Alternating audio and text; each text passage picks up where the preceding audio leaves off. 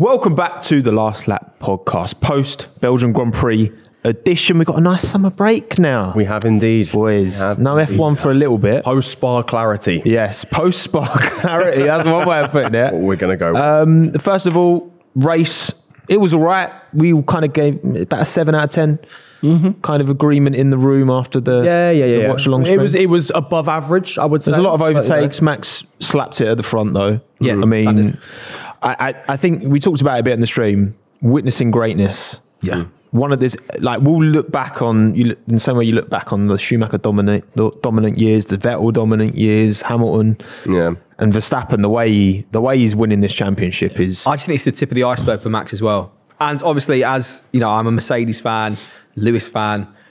It doesn't pain me to say that, but the records will be broken, and they're going to be broken by Max Verstappen, and he'll be one of those legacy drivers that you can, if you play F1 2023 or say F1 30, you'll have the gold 3 lines when you put them in your team. He'll be like that. He's incredible. He's just, he's a machine. The way he won this race from 6th and still had enough room at the front to do a full pit stop, and he was going for it. And he wanted it. He wanted it as well. He's like, can I? No, be sensible. But can I? Like, but I can, can't I? Can't I? He's suffering from boredom, isn't he? He's supposed to spice This is it what up. I'm saying. This is what I'm saying. yeah. And if I was him, I totally get it. Like, if you're just bopping, and I know I saw in the chat actually someone was saying, which is fair, that he enjoys driving on his own, to be fair, but eventually you got to get bored. Just spice it up a little bit. We just need Just Stop Oil to come out or something. You know what I mean? Get them stuck on the track. Give something to talk about. Could you? There was a lot of orange smoke around. Yeah, there was. there Might have been there. You never know. Could have happened. Well, how long do we think this lasts, though? Because I know, Alex, you know, this is going to carry on. Yeah. But obviously, you know, maybe next season we've had a lot of Red Bull settled on this philosophy at the start of last year, and they've kind of kept on it. Ferrari massively changed their side pods. So I must say, I know side pods isn't the be all and end all, right? But Aston Martin haven't been able to, you know, started well this year, but haven't been able to kind of carry that through. Surely we do get to a point where, you know, because, you know, Checo won by he came second by 7 seconds, 6 seconds to Leclerc. Yeah. So, I mean, he's still able to bank that car advantage because I think Charles is a better driver than Checo. But at the end of the day, how much longer does this go on for, do we think, Pete? It depends. I mean, when's the next regulation change? I think that's how it comes down to. Because how did Red Bull lose it last time when Vettel was dominant? It was when everything changed, and then Mercedes really pounced on the new regulations. I know 2026 is meant to be like a bit of a shake-up and whatnot, but I wouldn't put it past Red Bull getting it right again. And especially, you know, are they done with sort of fixing this car now? I think they're on to 2024 now. So it's unfortunate, but we're going to see a bit more of a dominance for the next. I want to give it, I'd say 2 to 3 years. And then I reckon? I don't think as dominant. I still think Red Bull would win, but there will be a close-up. Yeah, exactly. When you say dominance, what do you mean by dominance? I disagree in terms of, I think, because Max's dominance is what it is right now, but he's not even being challenged. And I think the moment other teams do get better and start to challenge Max Verstappen and the Red Bull team, that's a whole new Max. They will turn it up a notch. They're almost sandbagging, if you will. They've got a lot left in that tank. Well, Max can drive within himself. Yeah. You know, relative to his, I mean, he can still... You know, GP was telling him to chill out on the tyres, right? Yeah. So he was pushing because he wanted to, because he could, and he still won by 20 seconds. Yeah. And I don't trust... I don't trust... You know, we've watched Mercedes the last 2 years really be uncharacteristic. We've never seen Mercedes like this. Never seen them in the pits like this. Yeah. We've never seen them exactly. in the dirt. I think that's the one thing I will say, though. I think it is possible because we saw it with Mercedes, like the flip way round. You know, like if we look at Mercedes 2019 compared to like Mercedes 2021, they did leave that door open for Red Bull. You know, there is, and especially now we've got the cost cap, we've got the wind tunnel time as well. We will hopefully close people together. Yep. I think there is a chance, and I do genuinely don't think it won't be. Wait, hang on. Okay, let me start again. Whoa, let me rewind that sentence for a start. I genuinely don't think it'll be as dominant in say 2 years. Okay. You might still see Verstappen win the championship because he's a fucking alien. Yeah. But I don't think you'll have like 30-second victories because like I would like to imagine someone will have at least unlocked something. Yeah. But how much faster can you make a car as well? How much faster can you make do you dominant vehicle? Okay, because we said on the stream that there's certain things that certain drivers do that make them better than the rest. That's why there's only a few of them in the world, right? But a lot of, the winning does come from the car, and it's just that special talent inside of it. But how much faster can you make a car? Yeah. Is there like a wall that you there is a theoretical ceiling to these regulations. Exactly. And it's like Red Bull are closest to that theoretical ceiling. I mean, you're never going to get there, but it's whether everyone else... And this is what I mean, like Mercedes have been changing stuff. Yeah. Ferrari have been changing stuff. Like McLaren have changed a lot. Like Red Bull haven't had to deviate. They've been on this path, and everyone else is kind of going sideways and tripping over themselves, because it was always going to take the first year for there to settle on this. Okay, it's the Red Bull style philosophy, which is the best. I mean, Williams started the season last year with no side pods, like Mercedes did. Ferrari had their bathtubs. Like Aston Martin had some weird side pods. You remember the start of last year? Aston Martin side was proper weird. Yeah, of course. And it's like they've all been changing, whereas Red Bull have been saying, and I think that's why now they've banked that. Newey in that technical team at Red Bull just nailed it from the doors. They don't need to explore any more options for that car. They've got their option. Everyone else is now converging to that. Yeah. They are jumping over the hurdles correctly. They've smashed it. They smashed it, and the thing is as well, like they've got a lot more. They've got a lot more that we haven't seen yet. And I think as soon as everybody starts to pick up the pace, Red Bull will be like, well, yeah, you guys are about 2 months behind. Even if, for example, if you copy the Red Bull car exactly, for teams to get it as accurate and as well done as Red Bull have done it, it will take them some time anyway. Red Bull have already made the next. And they're next. Yeah. So everyone's going to be chasing the pack. I don't believe, when you're saying how much faster can it really go? It's all about what's the competition. The competition is what matters. So they could be 40 seconds ahead next year just because everybody else is flopping the base as they have done this year. So, once you hit that, it's when all these regulations change, as soon as that one team gets dominant, that's it, they're gone. Wait for the next regulations to come. Yeah, I know towards the end of the season, sort of the end of the term of the regulations, the teams get closer, which was what was quite annoying about these regulations now, because we saw Red Bull versus Mercedes, and we were seeing like Racing Point, for example. Yeah, I wish we'd had one more year. If we had a couple more years of that, we would see a lot more of a closer thing. But this year, although the sort of P2 to P10 in the constructors is a lot closer, the one team that's hit the nail on the head is gone. Yeah, because they hit the nail on the head. But saying that, the team that have hit the nail on the head has gone, but you've also got a number 2 driver finishing 20 seconds behind Max Verstappen. Now, like we said, these talented drivers, there's only a few of them in the world. P2 is fantastic for Checo if he was 6 seconds behind Max or 4 seconds. You should not be 20 seconds behind your teammate. That is actually a sick when they start because that sort of shows when you start 6th. You said when you start 6th, you shouldn't. And it took you if he'd started 6th and ended up first after like 6 laps. Fairs, okay, cool, you were leading for ages, whatever, I don't know, changeable conditions and stuff. But he didn't even overtake Perez until like lap 19. So he had half a race to build up that lead, and he built up a whole pit stop.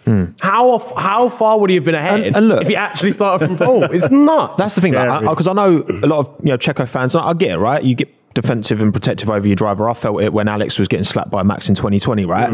At the end of the day, that gap, that discrepancy, that percentage gap, if that's anywhere else on the grid, like there's going to be words. And there were words, and it was De Vries. He got sacked. And I don't know what that percentage gap was between Tsunoda and De Vries, but I can almost guarantee it's smaller than the gap between Verstappen and Perez. So what I'm saying is that it's not a problem for them now because, again, they started the regulations from a car point of view in a great place, and they've got Max, who is the best driver in F1 right now, as far as I'm concerned. So and he will be for a long time. And look, it's not a problem for them now. I do think, if now everyone's got this understanding, okay, this is the philosophy that works, and we can all pool, and everyone converges on this same philosophy.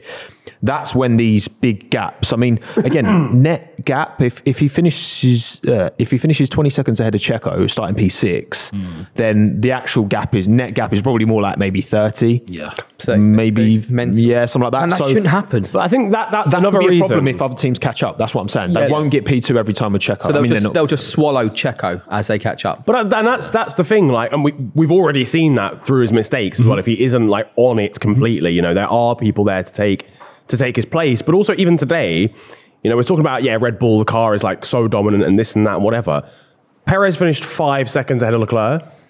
And was ahead of him the entire race. And so we didn't even did we expect that much from Ferrari? Yeah, maybe challenge for a podium, but they're not like, I don't know. I don't have that much faith in Ferrari half the time. So. Leclerc was in pole. I knew I wasn't expecting him to get a podium. I'll be more surprised if he got it. I'll be less surprised if he didn't get it. So I'm not saying he never was going to get it. In terms of being surprised, I was like, oh, nice, they got a podium. Yeah. Do you think we? But 5 seconds is nothing. Like realistically, over a course of a race, like What is it? We could have a worse car and finish 5 seconds out of someone else. We saw when Max parked up after winning, he was already out of his car before Charles pulled in, right? Before Ricardo and Sonoda had even crossed the finish He was line. out, mate. He weighed himself. He was chilling. He had a glass of bubbly. It was sorted. A little bit of Feet bubbly. off, shoes off.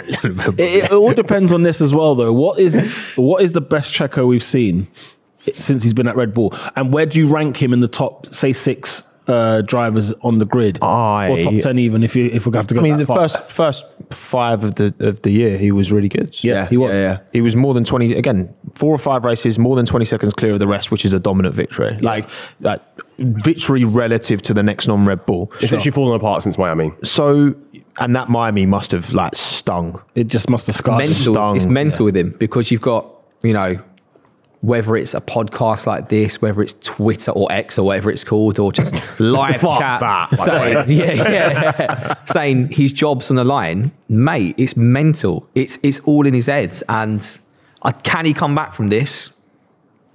I don't know, man. I don't see him at Red Bull. So someone said at the start of the stream, was it you said end of next season he's gone? Or start of the season? It was you.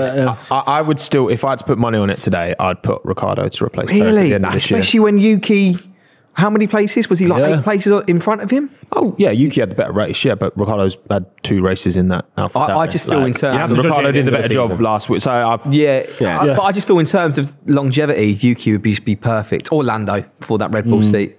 That's and what I mean, we just said, this is not helping Checo's head at all, because we're now said about who's going to take his seat, not if someone's going to take his seat, who is going to take his seat. I think Yuki's taken too long to. Right now, I think he's at a good level where he could step into that Red Bull and do a good second driver job, fairly close to Checo, maybe, right? Yeah. No more than that. It's taken him, he got slapped by Gasly first year. Look, I'm a big Tsunoda fan, right? But at the end of the day, I think he's if there's an option like Lando, that could present themselves, you got to go Lando. And I think Ricardo's the only teammate who's maybe science at the early days at Toro Rosso, but Ricardo, even then, Verstappen definitely had the legs on science in those early days.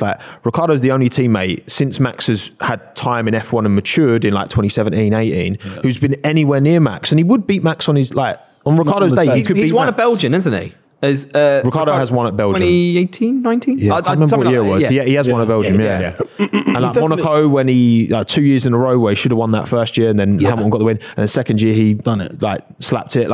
He's the only teammate who's gone toe to toe with Max, and I just think, with all this, what we're talking about, Red Bull have to anticipate that everyone's going to catch up. They have to plan for that, surely. They can't just be we'll be fine for the next 3 years. We can just keep it, because that gap's too big. If Checo was finishing within, 5 to 10 seconds of Max in these kind of conditions, okay, you can probably accept that. But to be 20 seconds ahead after starting 6th and Checo was leading at the end of the first lap, I think, but I think the main problem with Checo is more so mental than it is actual talent, because I think there is a point in the season where Checo goes ahead again by 10 seconds ahead of any non-Red Bull car behind. I think we will see.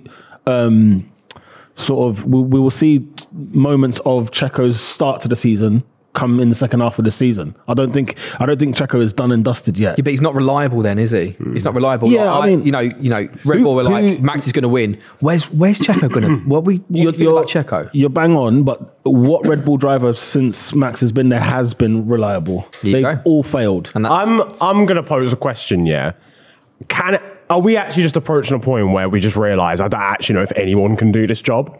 Because when I looked at Sergio Perez, right, when he was at Force India, when at Racing Point, whatever, he was always that guy where I was like, okay, if there's something crazy happens in this race, I know I can rely on him to pull something out of the bag. Even if something crazy doesn't happen, I know he'll finish 7th, 6th, getting a point, 5th, points, consistent, We're not even seeing that from him this season. We didn't see it in his first season either at Red Bull. No. So if a guy who actually has showed consistency all the way through his career to a point that he's now actually an experienced, you classify him as an experienced driver. If he can't do it, Would you? I just don't know how many people can Would you consider? Would you consider him an older driver?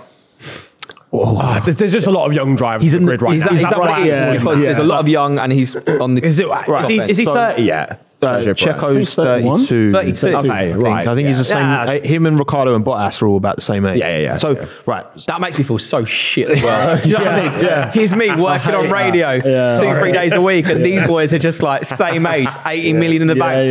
Should have done karting, mum. It's bad, isn't it? Well, why not? Right. So Verstappen is gonna, like we've talked about this before. This period that he's in his career will be looked at as one of the greatest to ever do it. This is going to happen, right? He's already on that trajectory.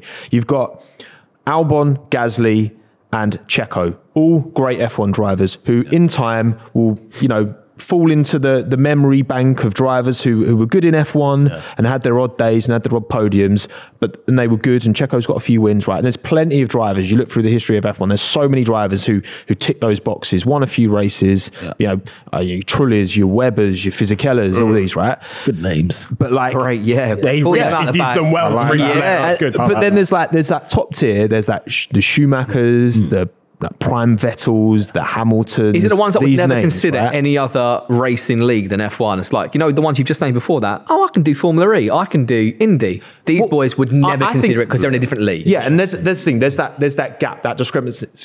There's that discrepancy, and the only driver that's got close to Max in equal machinery, and yes, it was a while ago, and Max has improved since then, but is Ricardo. Yeah. And Ricardo was the one who came in, by the way, and beat Vettel.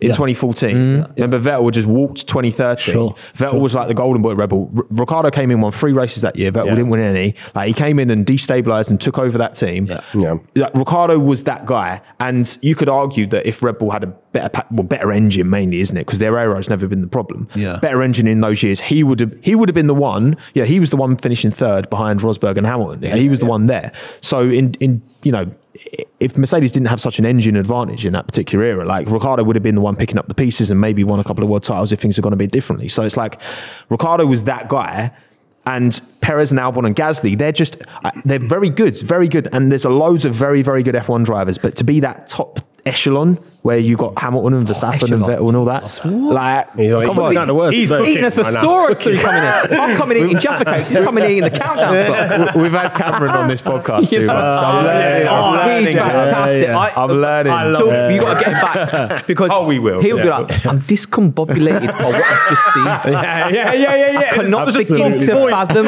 Absolutely. the experience. Oh, mate, he's We love brilliant. you, Cam. Get him in countdown he's too corner. good. That'd be brilliant. Even Susie then would be wicked. But like, that's what I'm saying. I think Ricardo's been that one driver who's, potentially, again, it's not worked out for him, but there was a stage where he was being considered as like, he could be the next Vettel. Yeah. Like, and he came in and slapped up Vettel in 2014. I'm not being funny. So he has shown that. There's 2 things in that. Yes, it was a long time ago, and who knows? Like Christian Horner said, when he took the car out, he would have been front line at Silverstone. Fine, okay. But I also feel like he come and slap Vettel, and he was the next golden boy.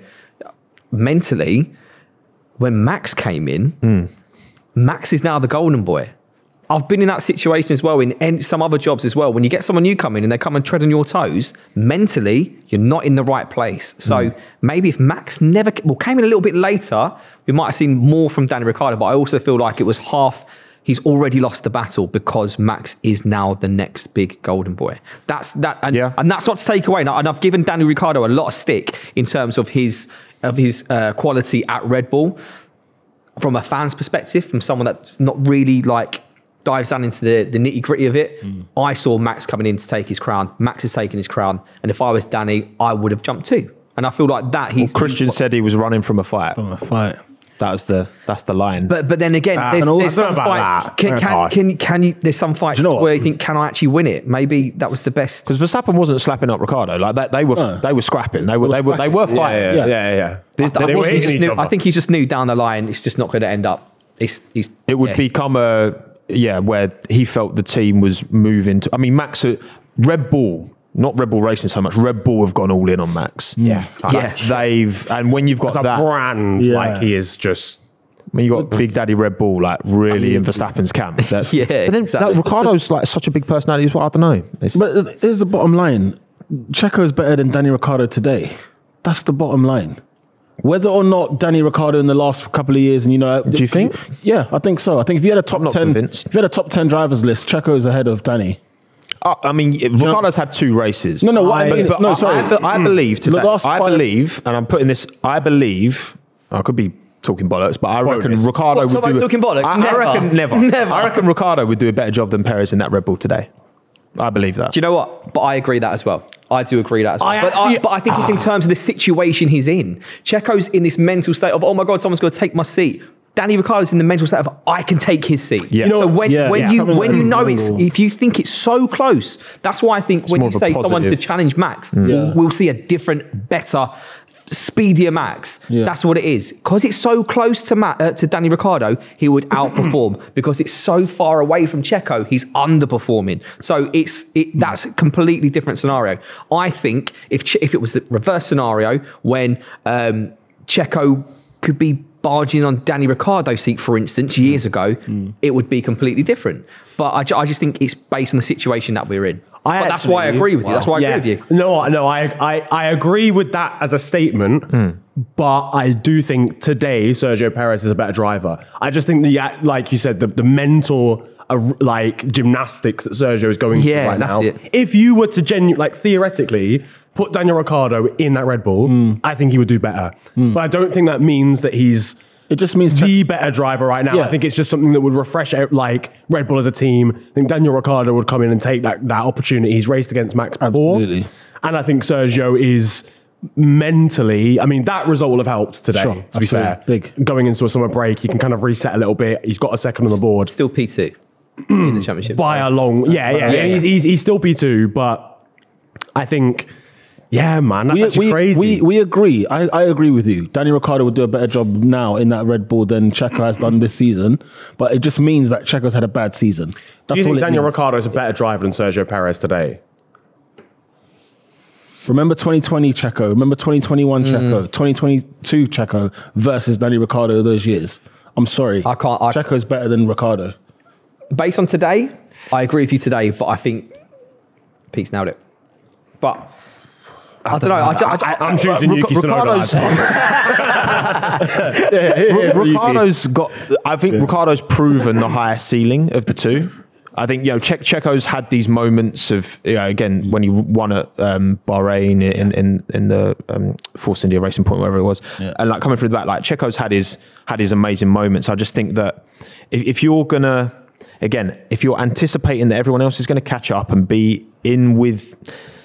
I just feel like Ricciardo, it's a different mentality, right? Because Ricciardo left from a position of he took the decision to leave and take the bag at Renault and bank on that opportunity and then moved to, which he should never have gone to McLaren from there in the first place, obviously in hindsight. But I think that, obviously Perez is the one who's kind of got this pressure. All of those little sound bites from Christian Horner, that's all, I've no doubt in my mind, that's all intentional.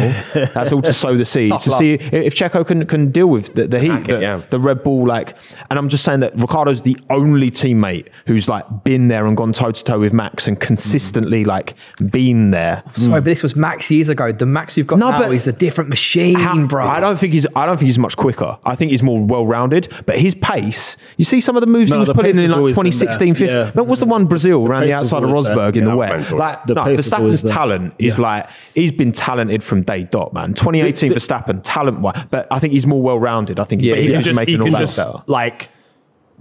can just pummel you into the ground now. Yeah, that's the difference. The mentality monster. What he's trying to pull today, that's all. Yeah, asserting authority, dominance in that team. So, but in terms I can have fun and win P6 and just fuck about and do it. In terms of Checo, then, right? So Checo leaves. What's his next path? Because from what I've seen, if we take the Danny Ricciardo path, is that he's gone from the top and he's gone down through the ranks, and then he's ultimately gone from McLaren, but now he's back in these many. This is a very rare occasion this has happened. So Checo, right? He's at top. Where does he go next? Then where does he go after that?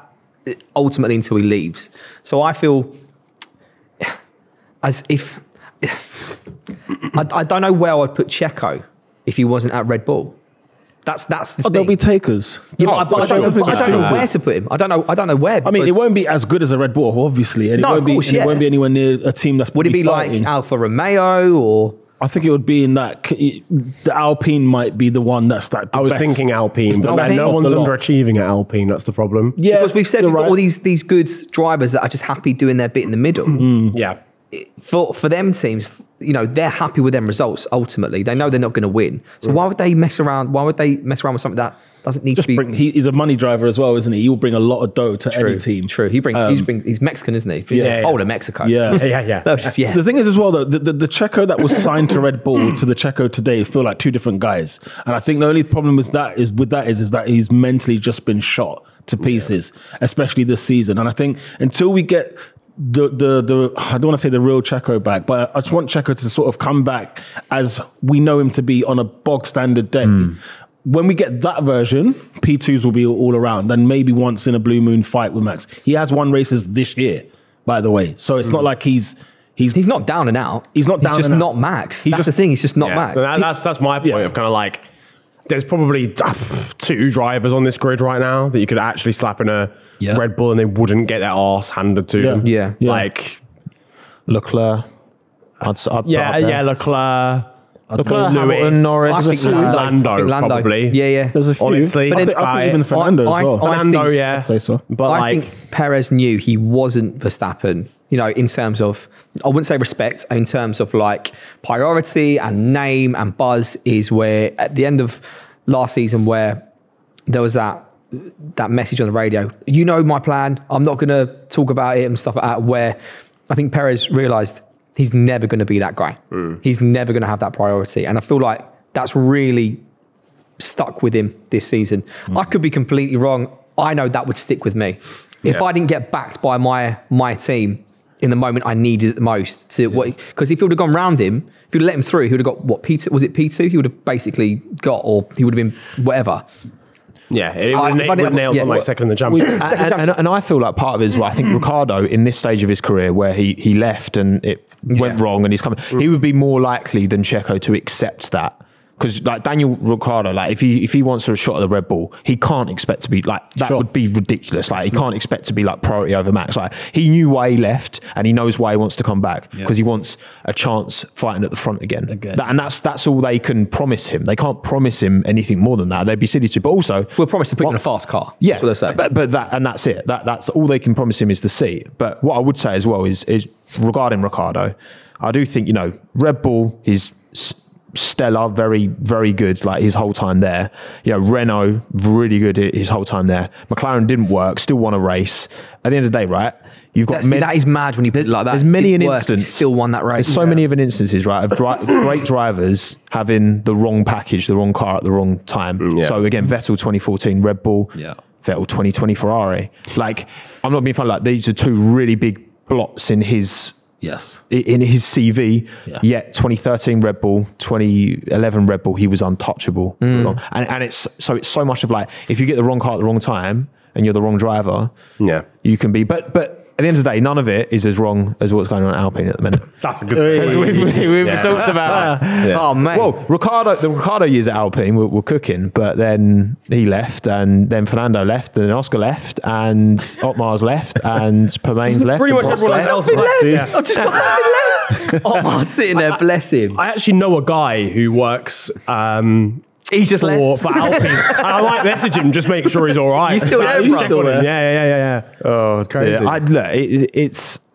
Pete. I know we've talked about McLaren versus Alpine in the past, and they've been your kind of enemy. Are you surprised as a McLaren fan? I know obviously you've got a particular eye on Alpine as your kind of biggest rivals over recent years. Are you surprised by this? I'm surprised at the magnitude of this. I must admit, even I'm surprised. I mean, Alpine, Renault, they've always had this about them. There's always been a circus going on. When you go back to like even the Cyril days, and when you come, the whole Renault engine with Red Bull, the beef with obviously with Laurent Rossi, this idea that we're going to have 100 races to win. Like, they seem to just put things out there that nobody was even searching for. But thank you very much for giving us this information. Nobody asked for the Nobody news. asked, but listen, if you want to give it to us, hey, we'll take it. They are a disaster. That team has been a disaster disaster for a long time. And it's been very, like normally it's like behind the scenes it's a disaster, whereas up front they kind of still look like they're intact. But this is the time where we're seeing it all blow up in one go. Time for a buyout? I mean, listen, since Ryan Reynolds has come in and his team, it's like, hang on a minute, things have just been getting shaky over there. Now, whether that's anything to do with it, I don't know. Is 20% big enough to have a say in anything? Who knows? But just watch that space. I think there's something else going on brewing behind the scenes, whether an Andretti situation, I don't know. But we came to Belgium and it's like, was it Wednesday, the news broke out about Otmar. Which is a very random time. It was random, it was bizarre, and it's surely the last thing Alpine want is any heat on them this weekend, because every man and his dog is going to ask what's going on at Alpine. Do you think that decision came quickly? Like, it was Friday, by the way, that came out. Or was it Friday? So even worse. It's even worse. Yeah, do you think they just said, okay, Otmar is leaving, press conference, or Otmar's leaving? Have we known about this for a long time, or do you think it was just like a very quick decision? My understanding is that there was rumours that, Otmar's job was untenable, especially with what happened with Rossi. I know Rossi and his relationship was a bit shaky warrior a little bit, but then it seemed like when Rossi's gone, all right, now we're going to start, we can now move on and crack on. But then in terms of like, only the reports were saying that Otmar can't keep his job, because look at the results of Alpine this season and last season. They shouldn't really be, they're meant to be a team challenging for the championship. And that's the first problem. Yeah, why was that even so high? The goal, but they were high when Danny Ricciardo went to Renault. Because remember when Ricciardo went to Renault, it was like, I was sitting there like, you've got to be like, Horner's right. You're just running away from a fight. Because why have you joined Renault? But then when he started talking about Renault, the facilities are amazing here. It's a really big team. It makes Red Bull look kind of small. And so he thought like, I'm going to be challenging to fight for podiums and win races. And then it got to the point where Cyril was betting on him not ever making a podium. And if he did, I'll get a tattoo, for crying out loud. Like that's actually the level. When you think of it like that, that's actually crazy. But Renault is more like just the. I bet you. And we're my minded by car is Christian too Horner slow. saying, "Oh, Danny Ricciardo's quite fast." You've got Cyril saying, "Yeah, got a needle. Yeah, get a podium." He got fucking two in a row as well, didn't he? Ricciardo? He got two that year. Yeah, he got two that year, and it's like, because I was very much like, wait, Cyril, what are you saying really? Are you saying that what's the implication? You don't believe in your drivers to get this podium? I just really wanted to get a tattoo. Yeah. Low key. Do you know what I mean? So the missus like, look, I'm sorry, I have to now. That means I bet to be Danny. I have to do this. The truth of the matter is, like I was saying, like, you have to smell the coffee with Alpine, and we should have been doing that from day one, especially with the Oscar Piastri situation last year, especially with Fernando Alonso leaving Alpine to go to Aston Martin at that time was a crazy. That was a crazy. Move. It was a message. Yeah, sort of, this must be fucked. I think it was more from Stroll, from Statement of intent. Statement of intent. Yeah, we can take your boy, even if we're quite a bit slower, at least at the end of last year. They'd caught up somewhat by the end of the year, but they started kind of like they definitely did. But remember that Alpine at the start of last year, it was a rocket launcher. It just couldn't stay on the track. But it was so fast, and it was like, why would Alonso leave them to go to Aston Martin? It looks like a master. It all makes sense now. Well, I remember you saying it was more of a communication thing. I'm not sure if it's entirely true, but I feel like they just didn't offer anything, or if they didn't offer it with Fernando? Yeah, with Fernando. I think anything was said in time. Fernando said when he left, Fernando claims he was, which maybe this is true. To be fair, I wouldn't be. He was like, I felt like I was doing Alpine a favour because I know they wanted Piastri, because Alpine were going to loan Piastri to Williams. That was already agreed. Yeah. But then Fernando was like, oh, well, there's an opportunity, big bag at Aston Martin probably, Lawrence Stroll project, okay, maybe I don't believe in Alpine, I'm going to go, you can get Piastri in, and it all works, but then McLaren had already tapped Piastri up, because obviously Piastri and so Mark Webber was Piastri's agent, so they'd already negotiated that deal with McLaren, which is obviously looking like amazing now. Like, it wasn't at the start of the year, but things changed quickly in Formula 1. Well, you don't think it was at the start of the year? What, the McLaren? No, McLaren was bad at the start of the year. No, as in, who are you saying bad on Piastri or McLaren signing Piastri? Oh no, it was a bad decision from Piastri. It looked like based on the start of the year, where they were like that. Obviously now that's things change quickly. Piastri's incredibly talented for a rookie. Yeah, man. Like when they let him go. They had him. They had him out right there. They didn't. Yeah, but would he? But the thing is, okay, from what we've seen in this new car, is Piastri's talent and that now amazing car just go hand in hand so well. We just said, like, some drivers don't do well in some cars. Some drivers do incredibly well in standard cars, in bog standard cars. Maybe it's just his talent. That's the difference. The only argument I'll make there is just the gap between Norris and Ricciardo, and then the gap between Norris and Oscar. Even when the car was bad, Oscar was. I mean, we were celebrating. We were celebrating because it's like there's somebody who can actually have a conversation with Norris. Ricciardo was nowhere near. I think in terms of time. at the start of the season, McLarens were both as bad as each other. Yeah. Before that, it was a chalk and cheese. Yeah. I feel like, it was like one in every maybe 3-4 races. Ricciardo would be close to Lando. I remember like Baku, Australia, obviously and I'm talking over 2 seasons, by the way. Yeah. Like, obviously, Monza when Ricciardo won. Like there were those moments where Daniel could make it work. Yeah. But also more often than not, it didn't work for him. Piastri's doing a great job. Otmar's gone. I want to read Otmar's quote just in case anyone listening hasn't seen it. Yeah. So this is regarding more time, because I do think, Otmar, he joined at the start of last season, which from a team principle to make the changes you need, I would argue that's not maybe long enough. It was only been a year and a half. Yeah, because he was Aston Martin the year before. Yeah. And he dropped him right at the end of the year. So he said that he deserves more time. Changes take time. I signed some good people from other teams, but they won't join until 24, 25. I always say you can't get 9 women pregnant and hope to have a baby in a month. Which is a very weird saying to say all the time. That's probably one of the reasons why it's been sat. It's like, stop talking about having sex with 9 women in a month. Stop it. We know you've done it. On the car. Fine. All right. The HR department we can't take it no more. It gives me like put it away. Jay from In-Betweeners energy. He's like bullshit. He's like on the radio. Oh yeah, what's turn 1 like? Don't matter. See ya. Done her. Otmar, stop. No, I gave her on route. That's enough. But I understand his point, what he's trying to make, right? His analogy is a bit weird, but given the time to, he was I think he was Force India for like over 10 years or something, like the amount of time he had in that team to really make it his own. But for me, when I hear about his relationship with Rossi, Prost's breakdown of relationship with Rossi as well, and then I look at Ferrari and the upper management interfering with the race team, I feel like there's maybe a bit of similarities going on there. Well, they just are the Ferrari of the mid-table. They're the same team. It's just the same. They are the same team. Yeah, absolutely. They are just both 2 teams that are so unserious. It's got so much unserious personnel, and all the resources are there. The tools are there. They've got a good car. They've got good drivers. They've got what they can to at least have a conversation. I mean, to be swinging with McLaren this year, before McLaren, by the way's upgrades, there was still like having a fight with McLaren. Well, I'd argue, wasn't it Spain where they were like basically with the top 4 teams? And they were like 5 seconds off, and it was like, oh shit, Alpine might have arrived here. It's weird, didn't, but they arrived a little bit later. They did arrive, just late not departure. on time. And this is a manufacturer. This is a manufacturer. Like we're talking about maybe McLaren, Lando's maybe could lose a bit of confidence knowing that there'll be a customer to Mercedes, right? They're a manufacturer, man. They've got pedigree in this sport. They won the titles with Fernando. They were knocking about in the 80s and like Renault are part of this sport, and they should be doing so much more than they are.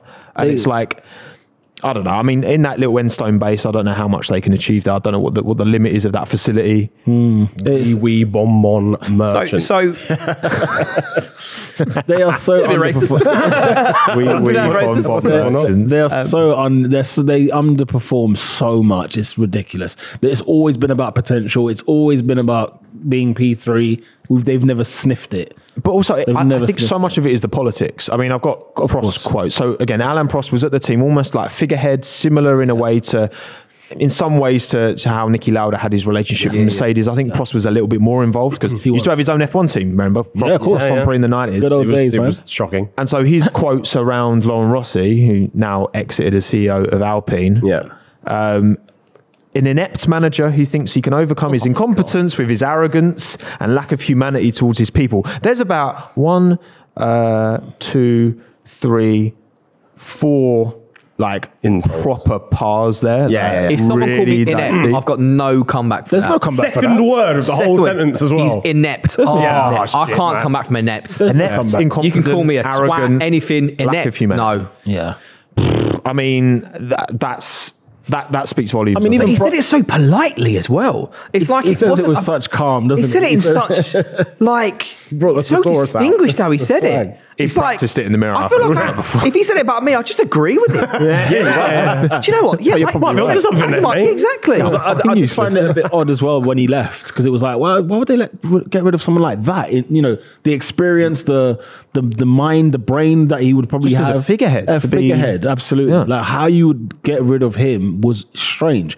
But I don't think we should be surprised anymore. I think now we've seen a massive bomb go off there. So it's like, okay, now everybody treats Alpine the way I think now we should be. But we should have been here a very long time ago. Yeah. We should have been here since It's like 2018, Scooby-Doo, you pulled off the mask. Yeah. We know who you are. Yeah, we know who you That's the thing. Like, I like the team. I want to see this is a team that's been around for time. Tolman, Benetton, Lotus.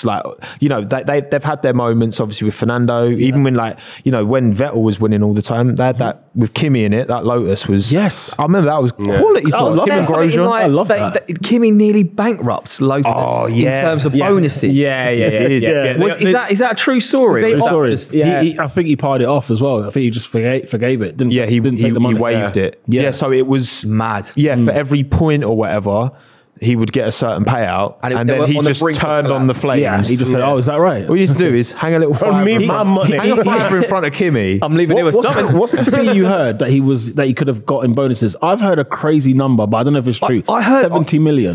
I heard it would have just would have bankrupt. done the team. Bankrupted. I heard 70 million. I read 70 million, and I thought, Jesus, that's bonus, by the way. Maybe it's like equivalent money. If they offered that though, they kind of deserved it. I'm not gonna lie. Like, who a points bonus, bro? That's like me. You know how many points you get in Formula 1? That's like me on FIFA being stupid, trying to sign Mbappe to Leicester or something. Yeah, I'll give you £1 million bonus per goal. All right, bet. All right, sweet, cool. Got ya. Right. So remember who Lotus Renault were before, and then do you remember the 08 Renault? Remember the 09 Renault? Like, come on, this team was hell on earth for a while. So Raikkonen scored 390 points over 2 years of that team. Fucking hell! And guess how much per point? Oh, was it like? Is it 10 million? 100,000? No, not quite. 100,000? 50,000 euros per point. That is insane. Which means he was guaranteed 19.5 million. Okay, 19 million. Which to a team like this, like would again, have been a game small team, and this is back 19.5 million in euros today is a lot more than 90, like with inflation as well. But yeah, he just kind of he took allowed it enough. But I'd like to think, fair enough. Kimmy, by the way, guys. Don't get all these people all these people lose their jobs. But I'm getting my bag. Like Kimmy's got a good heart deep down. Yeah, I hear that. No, that's the same. By the way, this is Alpine we're talking about. It's the same team. Yeah. We should have seen this coming. What do you think? There's been rumours of Bonotto. Save yourself, Mattia. Please, Mattia, don't. He's already got enough. Direct to the camera as well. Do you know why? Because There's a helpline. I'll be honest. Save him. Because you know me, I'm like anti-Ferrari for the banger, right? I'm anti-Ferrari, but I felt so sorry for him at Ferrari because yes, he was clowned and everything else, but have you seen their politics? Have you gone behind the scenes of Ferrari? I don't think a man can survive being at Ferrari and then Alpine back to back. No, that's too much. Was he jumping out of the pan and into the flames or something? It's like No. Yeah, exactly. It's not. Please don't, Mattia. That's not the saying at all. What I've just said. You know what I mean? I have confidence in something. I got it. Bang on. Well, I'm trying to think apart from if it's not Bonotto, because they need a team. Well, they've just got a new Zach Brown. Yeah. Now they need a new Andrea Stella. Who's the new Zach Brown again?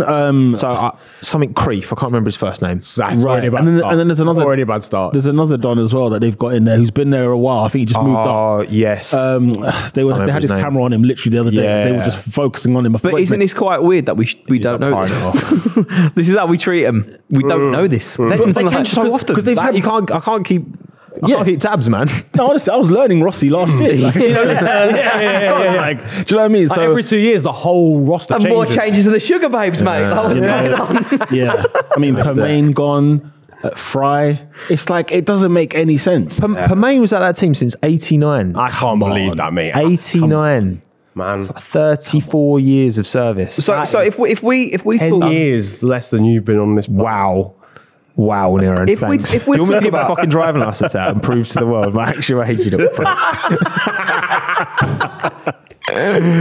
we talk about this input though of this big consortium of investors, Yes. what are they expecting the new and improved American, Canadian, Alpine investors to look like? Maybe this is all part of their new series. Maybe they're just messed up because Amazon are in the pit Drop lane. They're everyone in everything. and- They sacked half their staff just to pay for Amazon for a new show. Who knows? As soon as you see that, what is that consortium called? What is that group called? Is it Red Bird or something like that? I forgot what it's called. What, is this the one, the Wrexham? The The Wrexham one. I can't remember. If we see more percentage go up in that team, then you know what time it is. You know what's coming. Ryan Reynolds Motorsport. Yeah, it's or just the I think that Deadpool. it's time for Renault to go. It's done. We're done. We're done with them. I'm finished. Do you not think like it's great for that investment group? Now, this might seem more for more entertainment purposes, but when they do get that Amazon deal, they've taken them from the bottom and got them somewhere. You never know. the team. These are actors, man. These are entertainment people. Bring the Wrexham story back. It is a weird one that because you've got that consortium that's come, that independent consortium. Then you've got but it's also owned by Renault, like big Renault. Oh, good. Who own like that. Like they own tons of Renault's huge, right? As an organisation, they're a manufacturer. It did seem like I could have pictured it more with like a Haas, like a little independent. Yeah. And like Reynolds and that coming in. Yes. With their consortium for that, but with Alpine, that seemed like a bit of a Maybe This weird seemed one. weird. Maybe It seemed Alpine. very weird. Maybe they're getting ready to sell up. Could be. And is the consortium largely American? Well, North American, really? Is it? Seems to be because like Michael B. That's where Jordan's we're in there gonna as get well, I think. Andretti to come in. There's So, links. I think, right, it makes a lot of sense for them to sell that space, that factory in Enstone. So one of them. Move that they make their engines in France anyway, so they already have 2 different facilities. Renault just move that all to Viry in France, and then just sell Enstone to Andretti, which gives more credit to their application to come into F1. Yeah. And they've already got an engine deal agreed between them, so there's already a relationship there between Andretti and Renault. Oh, yeah. Why does everybody hate Andretti so much? I think it would be brilliant. I love it. I think it's more of a financial pot at the end of it. Yeah, it's all the other F1 teams are just like, we want more A money. bit more money. I think it'd be well good. Yeah. Oh, Why is everyone hating? We want it. I want to ask just Toto. put more money in the pot to spread it out. I want to ask Toto that question. I'll be like, all of the fans want an 11th team. Yeah. Why do you not want to listen to the fans, Toto?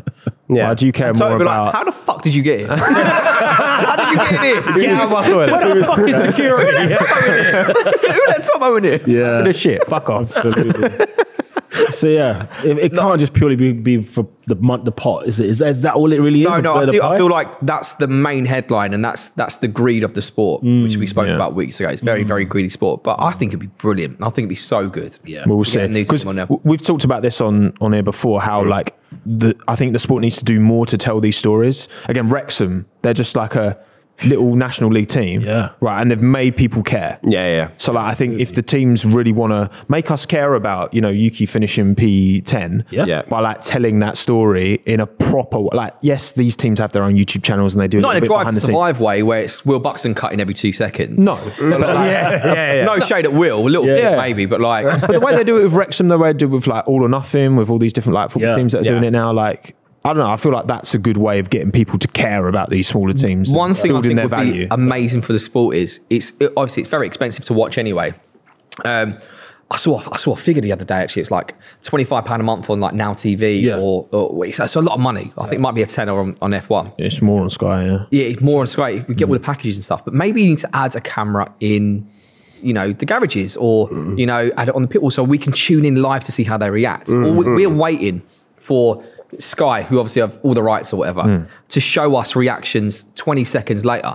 I want to watch Toto live as we see a move. I want that. Give us more. You want us to spend more. Give us 100%. more. I could not tell you what Andrea Stella is like as a person. Apart from the fact he's his a- name is Andrea Stella. He's a Yeah. bad man. That's what he is. You know what I'm saying? He comes in there quietly boy. cooking. Do you know what I mean? cooking, Like, man. there's just, I don't know, like, obviously certain big characters of like the non-drivers, people that work in the teams or the team principals. You've got Gunter Steiner, you've got a clear character there. You've got Christian Horner, you've got Toto Wolff and stuff. But largely, these are guys that have been in the sport for fucking years. Yeah. Like, even Gunter Steiner's been in F1 for like, what, 20 years now? Yeah. Yeah. And it's just like, do I really have to wait that long to find out some kind of story about a team that's not necessarily winning? I don't know. And I feel like the teams are getting there. I mean, Cal and Josh had, Oscar on the pod on fellas. I feel like I've done a video with them too now. Like you do quadrant stuff with Lando. Like I feel like they're getting there, but at the end of the day, there's not enough.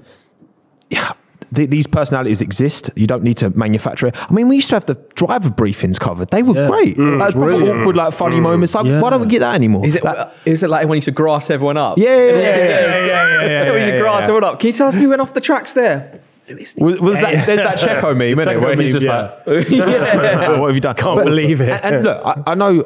I think part of it is because the teams themselves don't like that stuff being broadcast.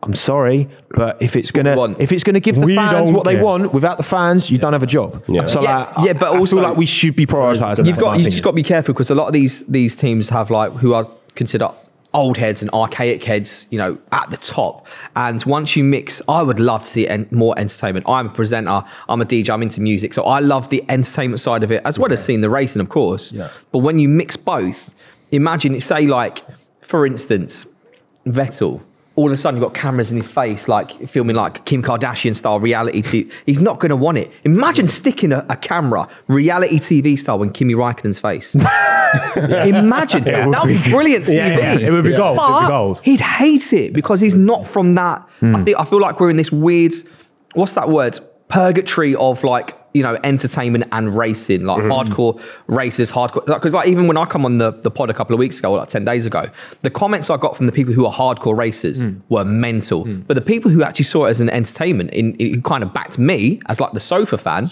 they got where I was coming from. Yeah. I want to see the silly season every week. I want to see it. Of course. But then all these hardcore racers, they would come at me. So we need to find that really happy medium. Yeah, we do. Of yes, once you get all these big investors involved, it's going to become more entertainment. That's going to happen. But the transition shouldn't be so quick that it pisses everyone off. You know what I'm saying? Yeah, 1,000. Less will I am. This will I am. Yeah. Black Eyed Peas, man. We don't need that. Not anymore. Well, boys, I wanted to do something a little bit different because we are at the mid-season point now. Yeah. Technically just over because we've had 12 of 22. But we've got a little bit of break now. So what I wanted to do is go through all the driver pairs and kind of head-to-head. Who's impressed us most? Who's winning? Nice. Who's winning the 10 pairs? Yeah, nice. Okay. So should we start with Haas? Okay, I thought you were going to start the other way. Start with Haas. Okay, yeah, cool. Your favourite team, Niran? Yes, my boys.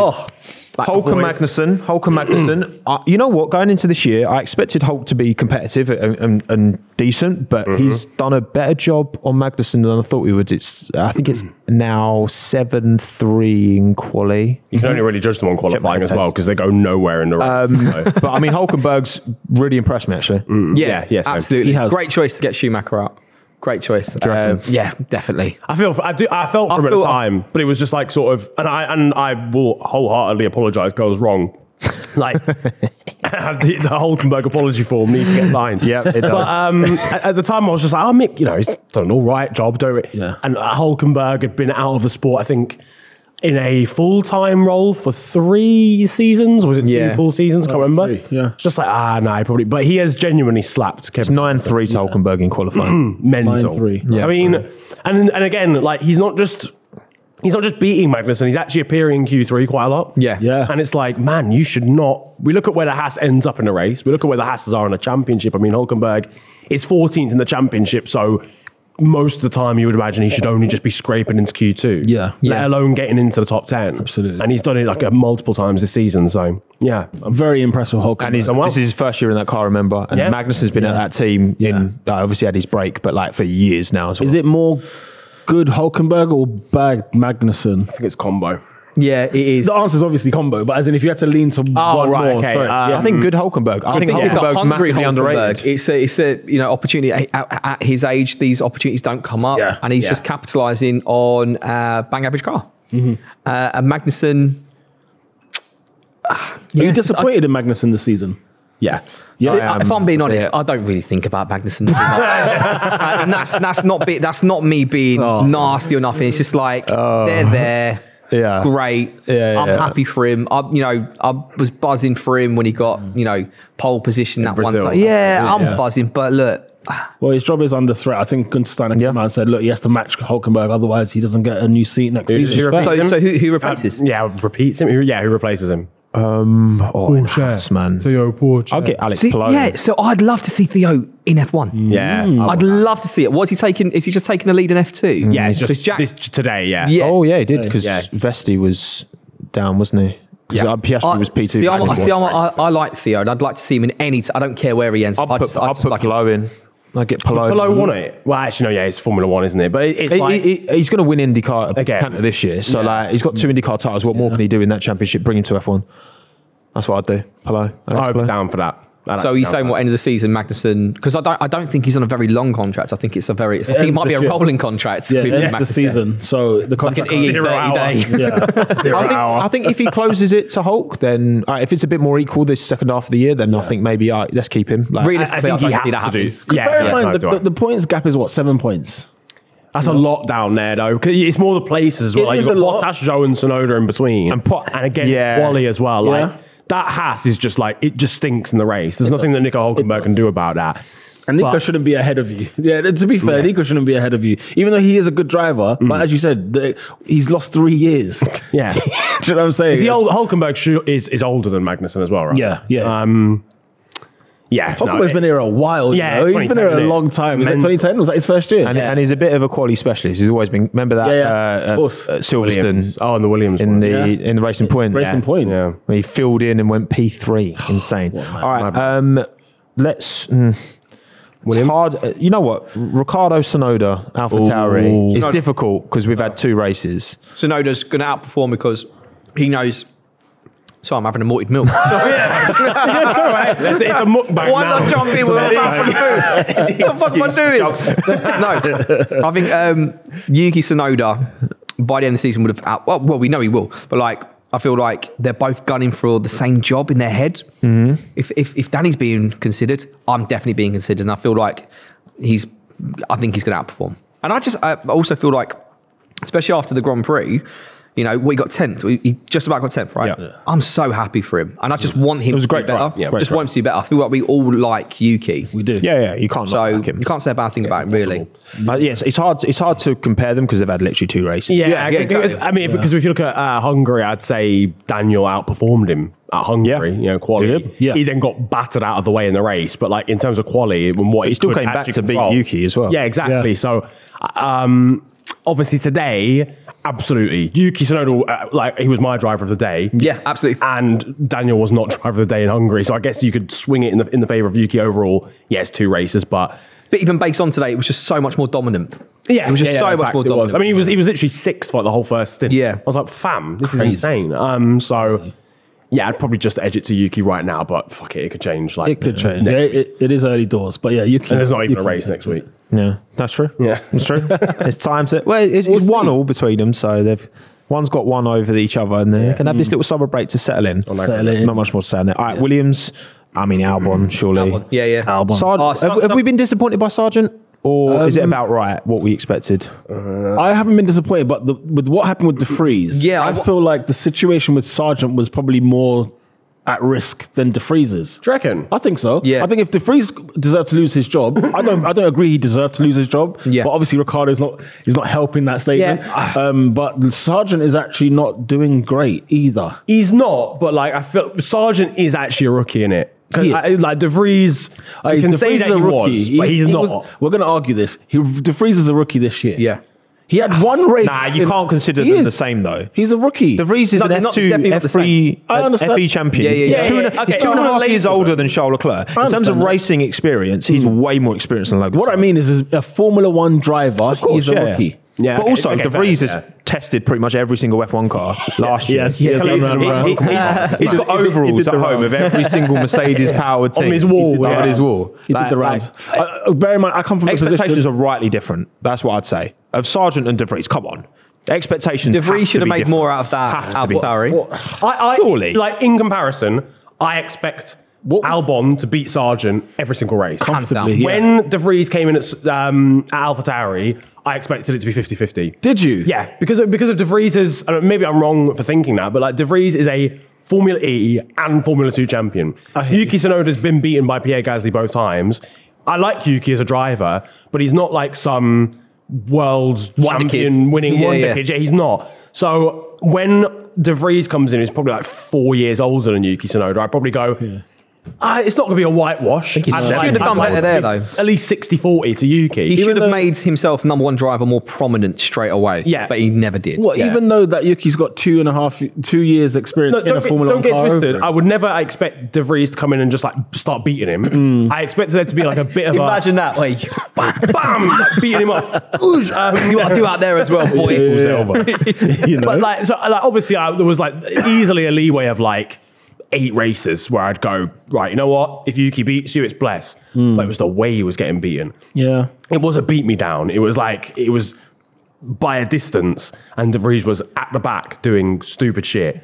Him and Magnussen in Canada. Him and Magnussen, Baku, Australia. He didn't help himself. He didn't help himself, but granted, I just felt like, okay, if De Vries is gone, I'm looking at another bloke in here. And I was looking at Logan. That is the only whitewashing qualifying. 12-0. Yeah. And I thought, okay, that is crazy for that. I don't think Logan deserves to go. Let's be clear. I don't think he deserves to go. I just think, well, if this is the levels. But also the way that James Vowles has managed, like the way he's talked about Logan, he's doing really well. He just needs to get a bit more, and he's been super like arm around shoulder. You're doing great. Like that's the polar opposite to the Red Bull approach with De Vries. Yes, where it's like, bye, race now. Yeah, wait now. Oh yeah, bye. Yeah. And by that metric, I'm surprised Yuki's actually lasted this long, because Yuki was somebody who came in and we were like, we're excited to see it. They had no one else. And then, they had no one else. Bro, but I'm actually surprised that we're in his 3rd year in Formula 1. Yeah. I'm actually surprised by that. I'm glad we are. I'm glad we are. Because he deserves it. But like, it helps with Pierre move. Sorry? Do you think it helps with all the moves? Like, Pierre leaving. Facts, yeah. And there's no Lawson, even like Lawson came 3rd in F2 last year and doing well in Super Formula. But it wasn't like there was a young Red Bull driver who came in like I was hoping now there is, Hauger. but I was hoping Hauger, like he won F3 and like F2 it kind of fizzled out a bit, and you got Iwasa and Hauger and Fittipaldi, and you got loads of Red Bull juniors in F2, but none of them are really like actually taking a stranglehold, and that's where Lawson, obviously doing well in Super Formula, is somewhat. So I think that's kind of helped you. What I will say about Logan Sargent though, is if we get to next season, if he's in season 2, and we're like 8 races in and it's 8-0 to Albon, we're done. He's got to go. We're done here. It's time to go, man. Because not like mid-season, I'm not saying, but I think that would be his last season. Oh yeah, by the way, I'm anti mid-season sackings for drivers. I friggin' hate that. I can't stand that. I don't know why. When it happened to Gasly, Kvyat, Albon, all of them, like I've felt the same way. It's just give them the season. Just let them have the season. Because what can you actually do? What can actually really change for that team? Honestly, through the season. Honestly, really? I get it a bit more. I get it a bit more at teams that are fighting down towards the bottom, because a point scoring finish can be mad. But AlphaTauri, it's like if Daniel Ricciardo comes in, somehow gets 7th, where De Vries would not. Sure, that's like 10 million. Great move, for sure. But if it's like, in my opinion, if it's Red Bull, for example, when it was Gasly and when it was Albon, whatever. I just think you're breaking a driver's contract. It'll be funny as well, like 18 months. Just people care a bit more about AlphaTauri now that Ricardo's in that car, so the sponsors are getting a bit more value. This is when I was on last time. No one kind of got my gist of like it is for entertainment as well. Of course it is. No, of course it is. I'm not if I'm seeing 35-year-old white men racing fast cars every week, I'm going to turn off. I want a bit of action. I want a bit of Phil Mitchell. Juice. A little bit of EastEnders action. You know what I mean? I'm with you. I want Queen Vic drinks thrown everywhere. I want that. And that's Daniel Ricciardo. I'm with you. That's why I said he's there for entertainment purposes. Yeah. The thing is, okay, then recruit him in the summer. You've been reading too many comments, Sam. You've been reading too many comments, man. You're absolutely right. It was a better appointment to make. Just do it in the summer, in the winter. I keep thinking of summer. Yeah, it's a shame for De Vries, but ultimately there's only 26 in also, F1.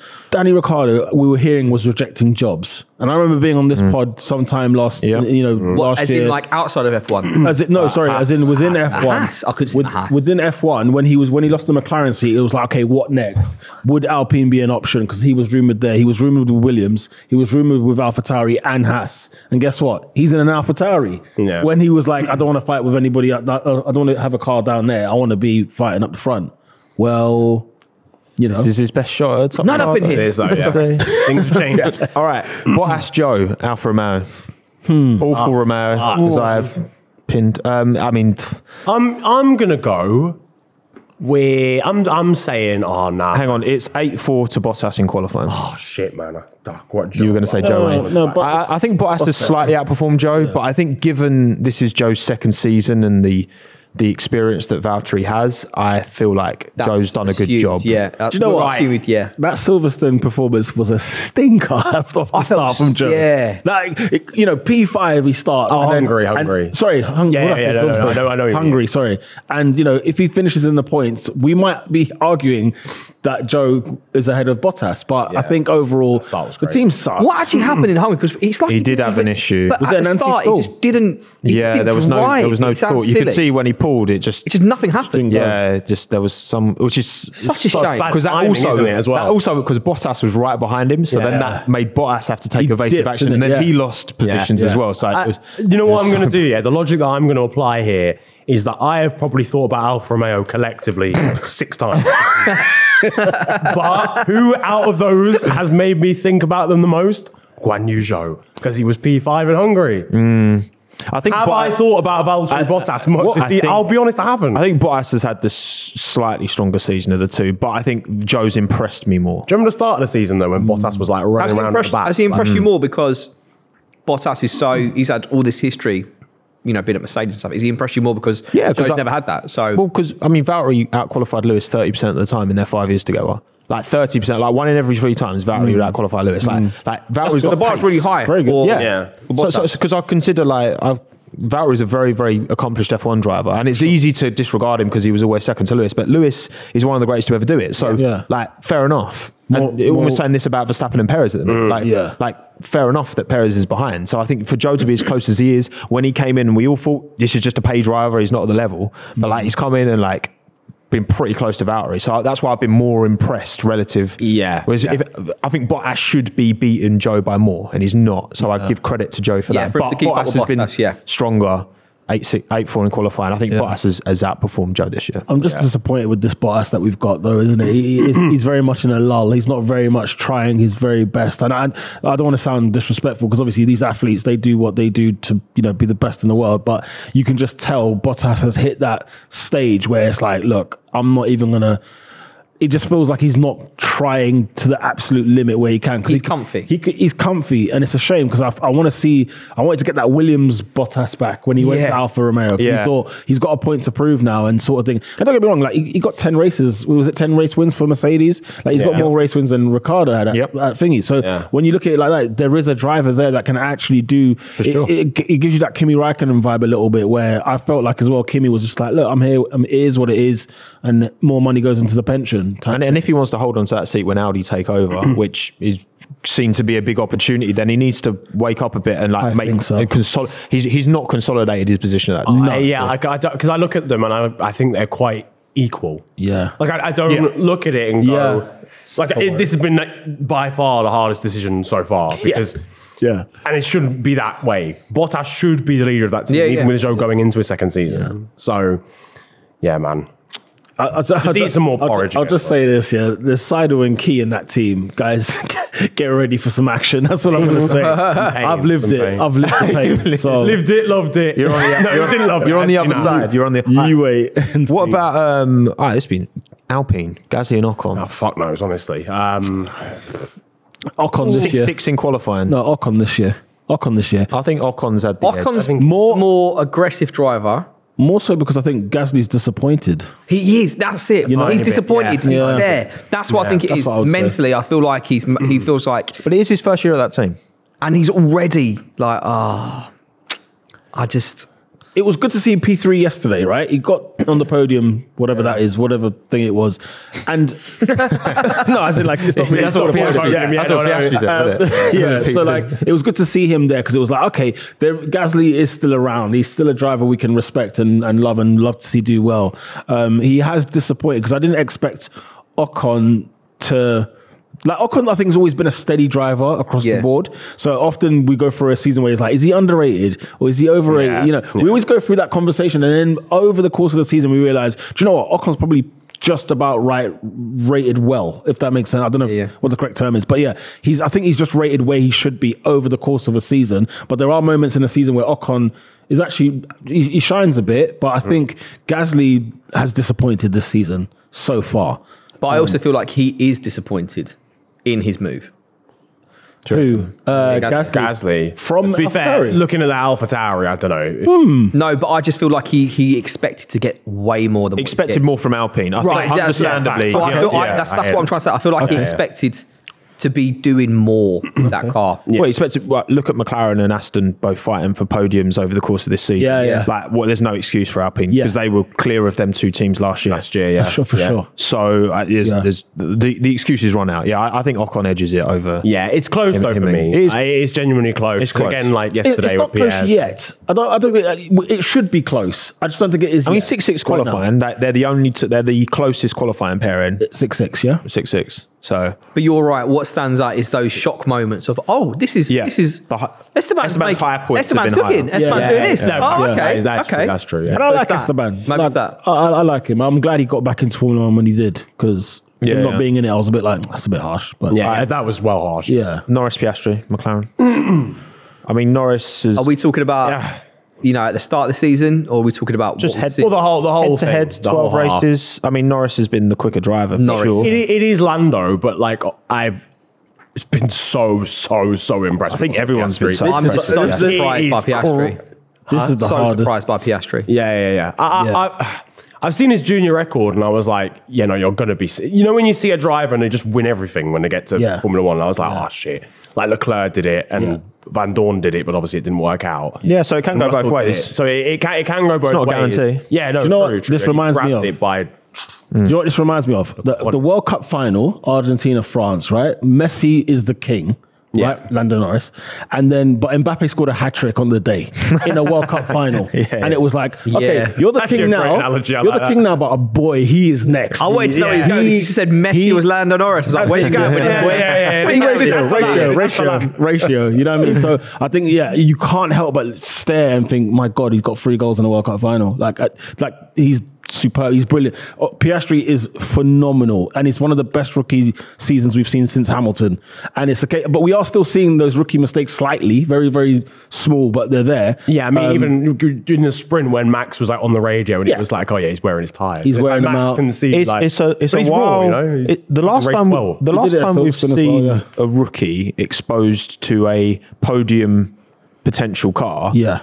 to be honest, was probably Alex at the second end of 2019. Sure. And then before that was probably Lewis Yeah. in like 2007. Yeah. Well, Like, no, it I doesn't got happen pulled up often. on this. Someone pulled me up on this because I said last time that he's the most exciting rookie since Lewis, but apparently it was Verstappen in the Toro Rosso.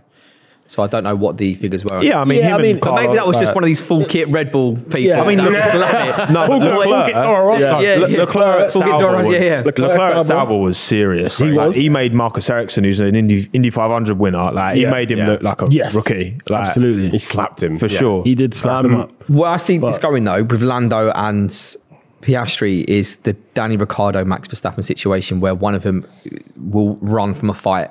I think that person is going to be Lando in years to come. Lando will run to Red Bull because I feel like Piastri will be nipping at his ankles. But wouldn't it be the same at Red Bull? Wouldn't he be going into the same situation at Red Bull? I If just not think- worse? If not worse, yeah. Yeah, but you're also going to be in that Red Bull car, and I feel. But like I said Depends before, how the speed of the cars, doesn't it? That's I very could long. see Max has talked about, saying about the end of 2028. I could see Max leaving F1 at the end of 28. Yeah. Really? Because he's been in the sport since he was 17. Yeah. He'll be Is this his 30 10th then. season now? Or is it Yeah, nine? it's think something it's like ninth, that. I think. Well, 2015 was his first year in Was it F1. It's now 15? 2023. Okay, fine. Yeah, 15 was his Nine. first year. We're on So season nine. in terms of career longevity, and he wants to do Le Mans, he wants to do all of these other series. Like Yeah. I could see him leaving, so then that's maybe an opportunity for Lando to then so take what's keeping that him here now? He's got his road. World Championships. What's keeping him here now? Then what is he? What do you think he's got his eye on? Dominant car, like Contract, a package he can His win. contract. He And, can't leave. yeah, fuck. He thought he was signing an autograph. No, it's a contract. I mean, I think 28's a while away. That's like 5 years away still. Yeah. Oh, yeah. shit, It was a That's big 5 World contract. Championships. So what would be on 7? Yeah. Oh dear. Or 8? Oh dear. If you included this Oh, year. Yeah. If it's this year, it'd be 8. So he just wants to just put the nail in the God. coffin for Howard. But also, Max will get to see the new engines and all that because that's Yeah. 2026. Yeah, isn't it? yeah. So Yeah. I don't know. I think that I think Oscar's outperformed. I mean, I know there was certain quotes from people at Prema who Prema was the Piastri was there, Leclerc was there.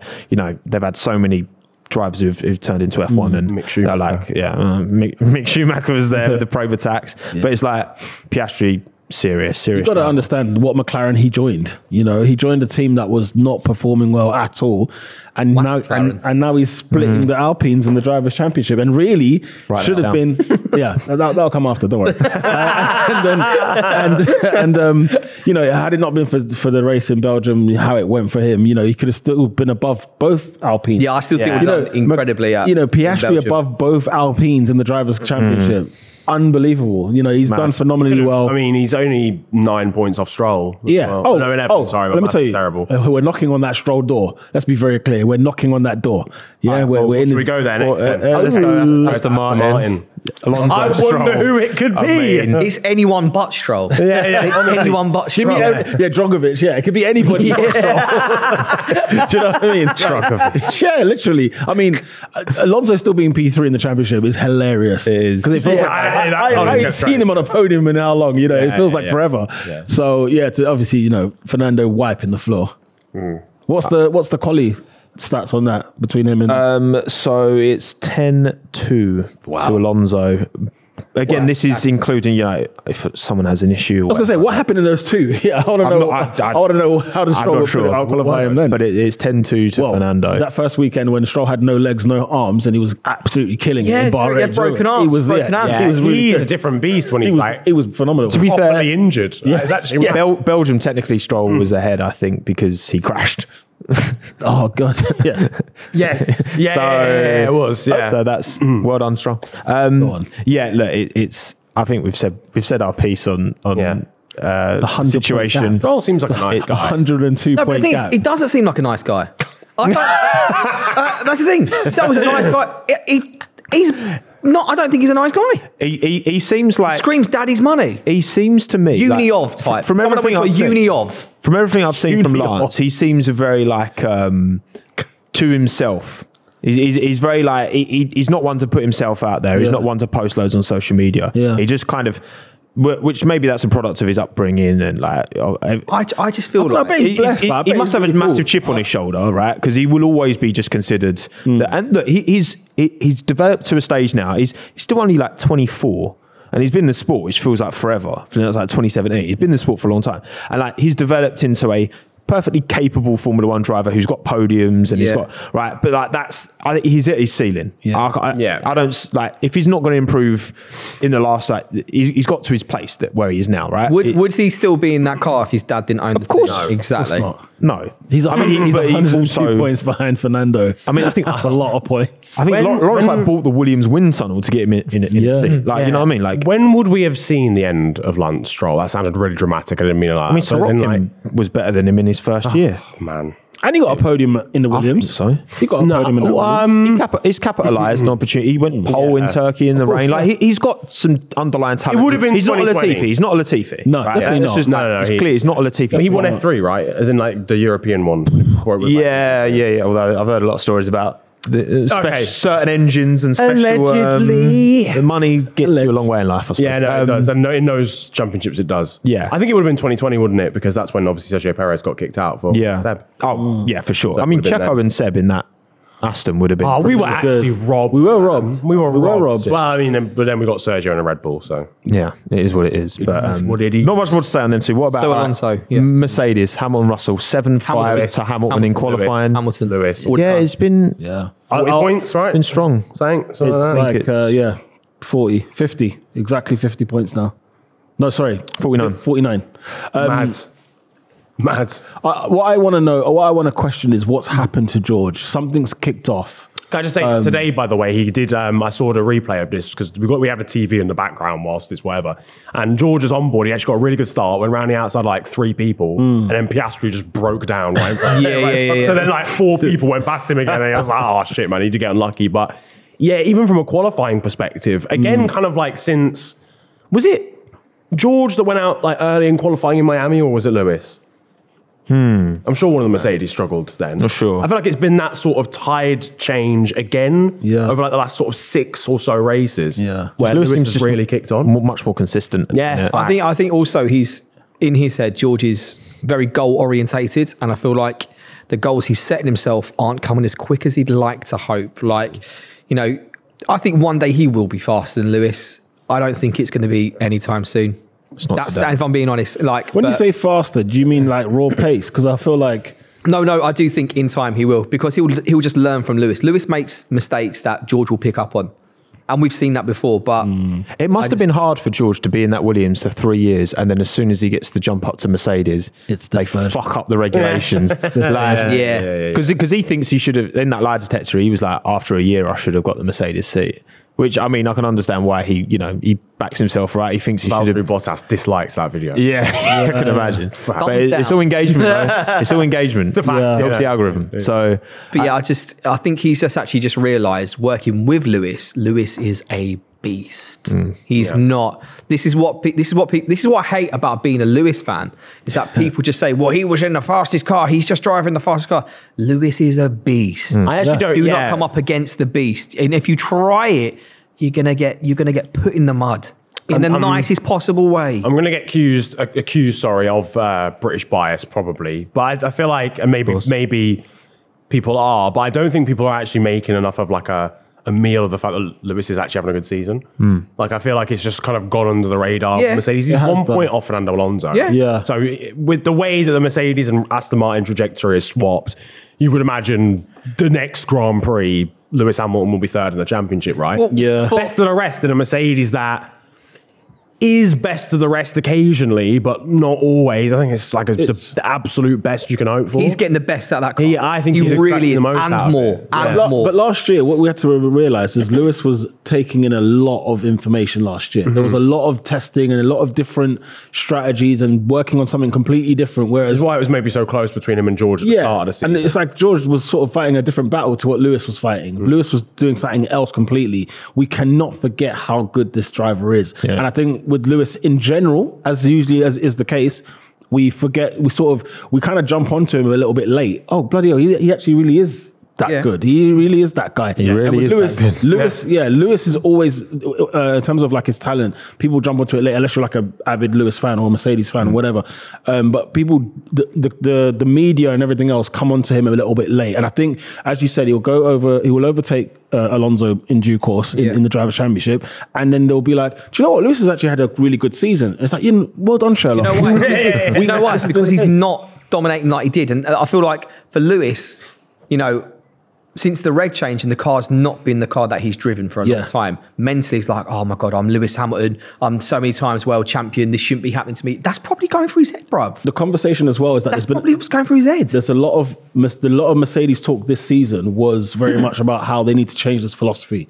You know, we kept seeing Toto Wolff apologizing. We kept seeing all kinds of weird stuff happen at the start of the season where it's just like, Mercedes, get your finger out. You know what to do. You know exactly what the issues are. Just go ahead and solve them. And even if it means the philosophy is the same as Red Bull's. Like, just kill your pride and get on with it. Like, for sure. It is what it is. And I really hope Lewis does believe in Mercedes as much as Mercedes believe in him. That's one thing that, you know, with all these Ferrari rumours, there's always a Ferrari rumour knocking around about Lewis. He can't believe in Ferrari, sure. No, definitely not. But if they're that bad, you know, anyone could be swayed. But I just really hope Lewis does have faith in Mercedes, because I do think they will get him that title. So they will get it back for him. Interesting point what you just said there. Did you not watch the briefing with the Mercedes team after he got pole?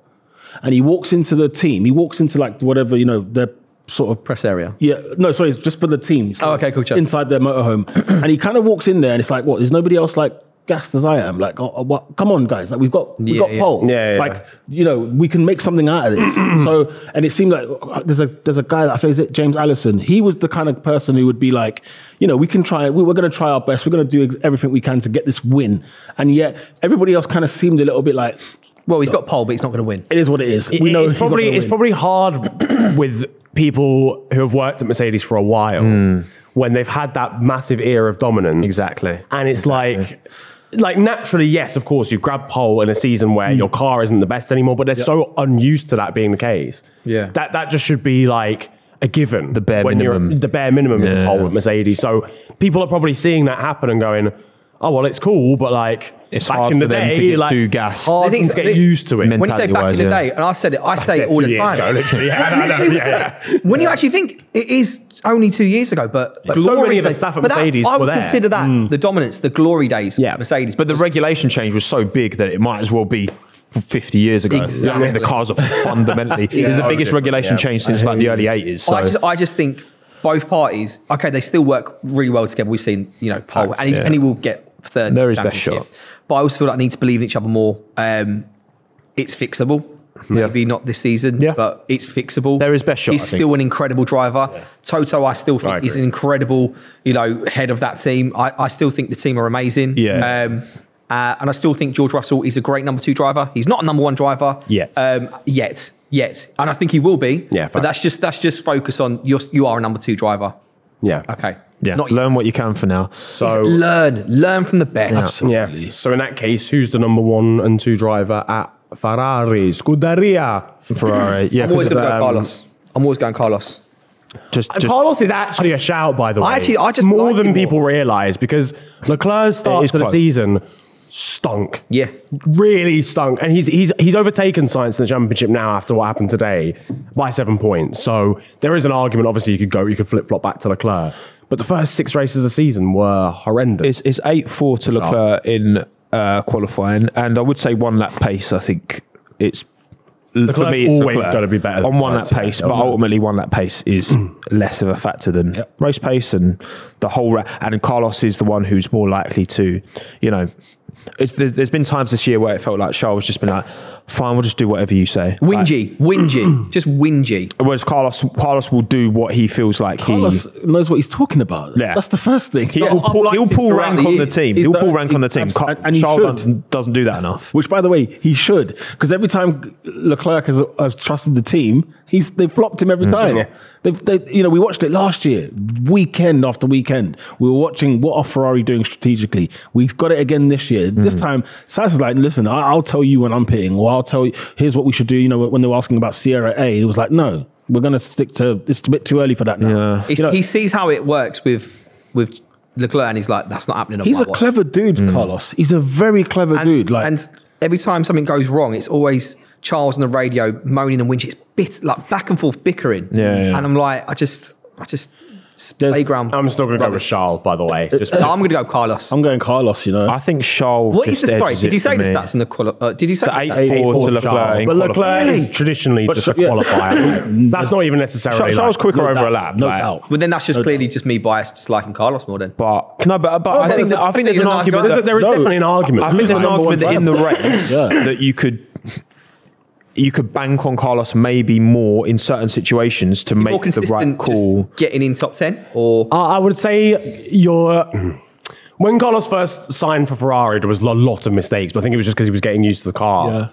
But overall, in like a career sense, I think Carlos is the more reliable in terms of like, he's not just going to throw it at the scenery. Whereas Charles will be on a qualifying lap and just bin it in. Charles will push over, And over push the car. But it's because he is probably 1 lap wise quicker than Carlos is. Oh yeah, for I sure, think for sure. if today hadn't happened, and I mean, again, I think it was like 50-50 between him and Piastri. Carlos just closed the door, but Piastri, there was Lewis a moment on his where he could've- outside as well. Yeah. So it's a tough one. 3 wide. If Carlos finishes 4th today, for example, which could quite easily have done if he was still in the race, probably choose Carlos, really. But I'm going to go with Leclerc because fuck the feds. Yeah, I think we're kind of split down the middle. Yeah. Which is a nice way to round it out because obviously Red Bull is Verstappen. So Yeah, right, anyone. And we've already Like talked and about that to subscribe. death. So I think we should wrap it now. Lads, thank you, you sure again it's for not coming on. I'm sure. Okay, all right, cool. Just I'm wanted sure. to check. I'm sorry, Checo fans, but I'm sure. Alex, where can the people find you? at Alex Mancerolo on socials. You can find me on Kiss every weekend, Kiss Free every week, every day of the week, and Kiss Fresh every day of the week as well. So I've been on there. you've been on Kiss Fresh. Well, Rue Kid Rude Kid. Yeah. Great guy. I've done a guest mix for him. Did ya? We'll talk after that. We will. Grime. Two DJs. He's going to take my job. I don't know, it's my job. This was lockdown time. So This is planned, isn't it? This is a public sacking of me. oh, sick. Where we can find you, Pete? Where in the world? Clearly on Rude Kid Show. Yeah. Peter on Pole on YouTube, McLaren Fan TV on YouTube and on Twitter as well. Live streams every Tuesday, 7 p.m. on McLaren Fan TV. And Peter on Pole videos twice a week, Monday and Fridays, typically. So yeah, catch you there. Scintillating stuff. There we go, Niran. Wrap it up, son. Yeah, Let's it's good to have you back, by the way, Tom. Oh, as it's good to be on. It's good to have you back, son. But that'll do, ladies and gentlemen. Thank you very much for tuning in. If you're on YouTube, then of course don't forget to like and subscribe. If you're watching, no, not watching. If you're listening, audio only, Spotify, whatever, give us a 5-star rating. It does really help us out. We will be back next week for the start of the summer break. Yeah, I'm going to Ibiza. So I'll try not to, go too hard. And I'll hopefully be back. Get a trim before you go as well. Get a trim. Yeah. Thanks for that. Oh, dear. Pleasure as always. Thanks for coming, and we'll see you next week. Peace and love. Bye, everyone. Love.